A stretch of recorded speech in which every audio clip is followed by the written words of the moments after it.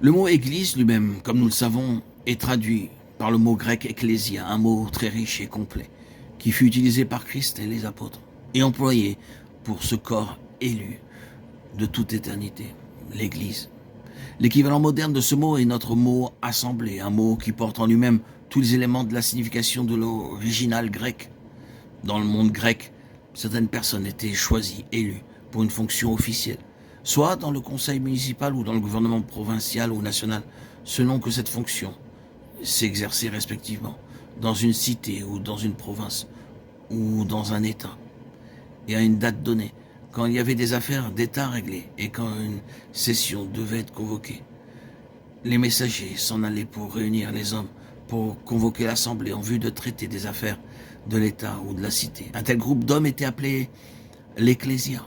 Ce n'était pas une affaire d'église ou ecclésiastique, comme nous le pensons. C'est une affaire purement politique, soit d'une municipalité, soit d'une province ou d'un État, l'Assemblée. Cela exprimait l'idée d'une compagnie élue, réunie pour traiter des affaires du royaume. C'est le terme qui fut pris et appliqué à l'Église. Combien il est riche. Une compagnie élue, appelée ensemble, dans le but de continuer l'œuvre du royaume. Une compagnie élue. En lui, Dieu nous a élus, avant la fondation du monde. Éphésiens 1,4. Appelé à la communion de son Fils, 1 Corinthiens 1,9. Appelé selon le dessein éternel, Éphésiens 3,11. Appelé ensemble et avec lui, chargé des affaires de son gouvernement.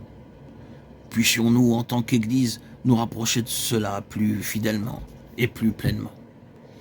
Et nous arrivons tout naturellement ensuite à l'Église, qui est son corps. Nous avons cela dans Éphésiens 1, 22, 23. Et il y a bien sûr un certain nombre d'autres références à l'Église sous cette désignation ou ce titre. Quelle est la suggestion ou la fonction d'un corps physique?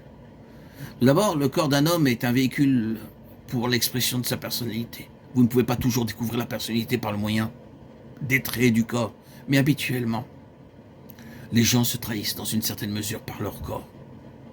Même si, dans certains cas, vous trouvez difficile de deviner ce qui se passe intérieurement, le fait même que c'est difficile à deviner vous informe qu'ils n'ont pas l'intention que vous sachiez. Et vous les avez devinés.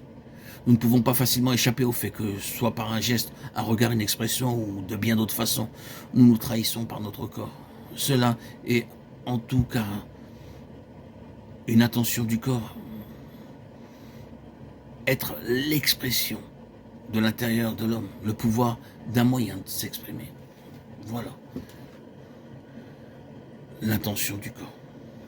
De même, l'Église, qui est son corps, est le vase, l'incarnation du Seigneur, l'Esprit, dans lequel et par lequel il doit s'exprimer.